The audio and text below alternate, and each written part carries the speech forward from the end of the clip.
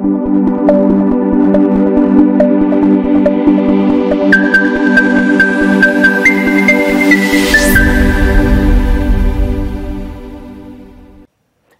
day, ladies and gentlemen. My name is Thandi Ndashe. I am responsible for Social Sciences, Grade 4 to 9. I am a Chief Education Specialist for Social Sciences based at the Department of Basic Education. Today, I'm going to take you through the 2023 Annual Teaching Plan. As we know that in our subject, Social Sciences, we have got 2 in 1, that is Geography and History.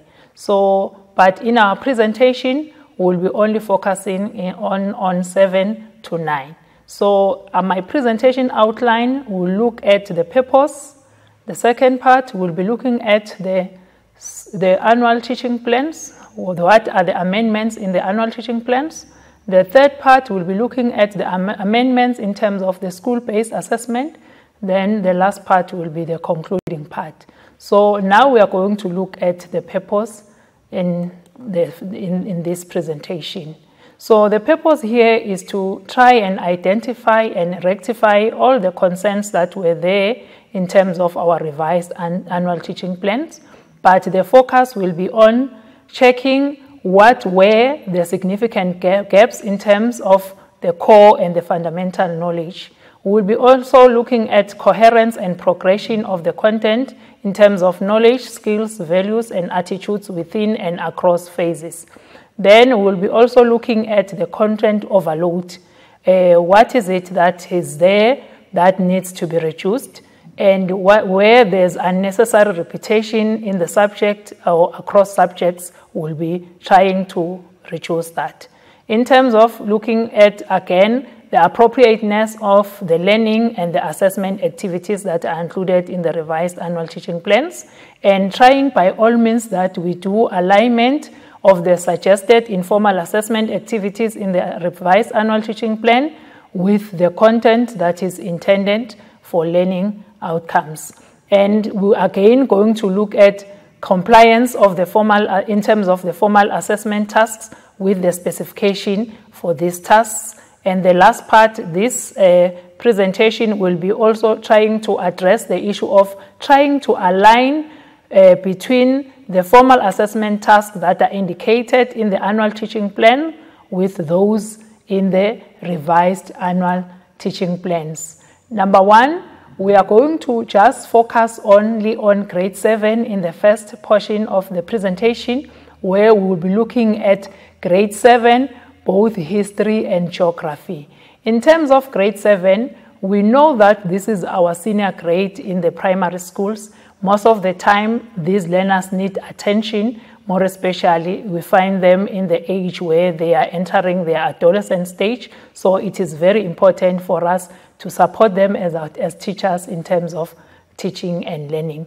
In terms of the content overview, in grade 7, map skills is still the same. In term 1, volcanoes, earthquakes, and floods is still the same. In term 2, population growth and change is still there. Natural resources and conservation in South Africa is still there. So what needs to be we need to be focusing on now in term 1 is that under map skills, we have got the subtopic current events. Under current events, what we did, we try to reorganize the content here. So the content has been moved from week 10 to week 2.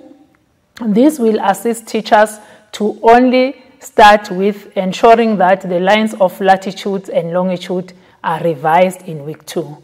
In terms of sketch map of a local map, then what we did here is that, as we know that in terms of the cardinal points, you'll find that in the intermediate phase, you deal with 4 and 8 and so on and 16. But in grade 7, we tried to reintroduce the 8 cardinal points because somewhere there was a gap. That is why you'll see in your ATP where it says amendment somewhere in the presentation, because it's trying to address that gap where we need to do 8 cardinal points. In terms of measuring indirect distances and street maps, this content has been reorganized. Content moved from week 7 to week 9 for progression. So there we'll be dealing with calculating distances on a map. For progression purposes, the learners will be dealing with first with the direct routes, and later in week 8 they deal with indirect routes. In term 2, volcanoes, earthquakes and floods, there are no amendments. Then in term 3 there are amendments there, wherein you'll find that there's infant mortality rate there. We have tried to reorganize the content from moving it to week 2.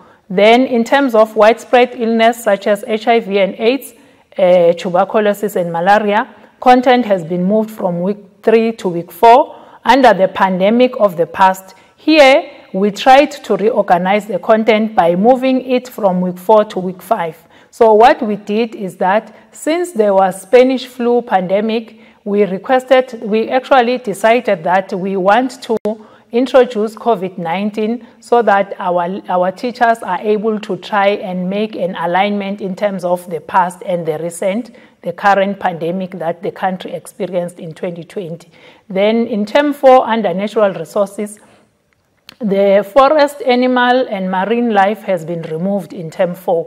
Then under the river health and the care of catchment, the content has been reorganized, moved from week 6 to week 7. Then the natural resources has been reduced as well.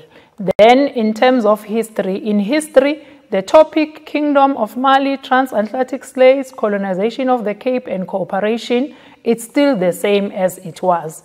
Then in term 1, under the city of Timbuktu, we have reorganized the content by moving content from week 4 to week 5.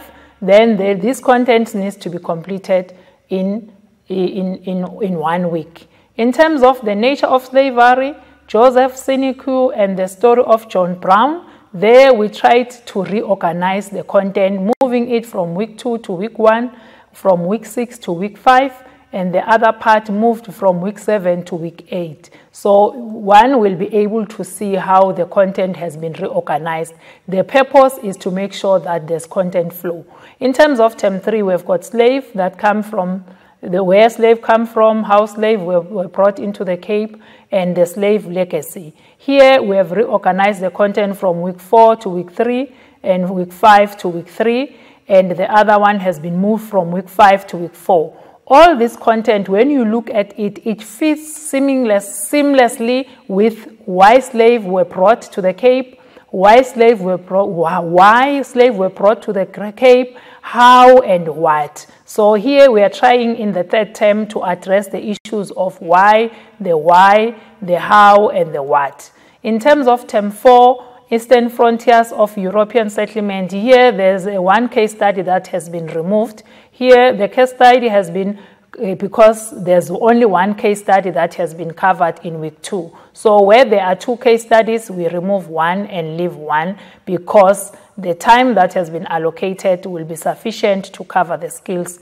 Then in terms of the Eastern Frontiers, the Boer migration is removed since it was covered in term 3. Then that takes us to the end of the first segment of our presentation. We are going to go on an ad break. Then when we come back, we'll focus on grade 8 and 9. Thank you.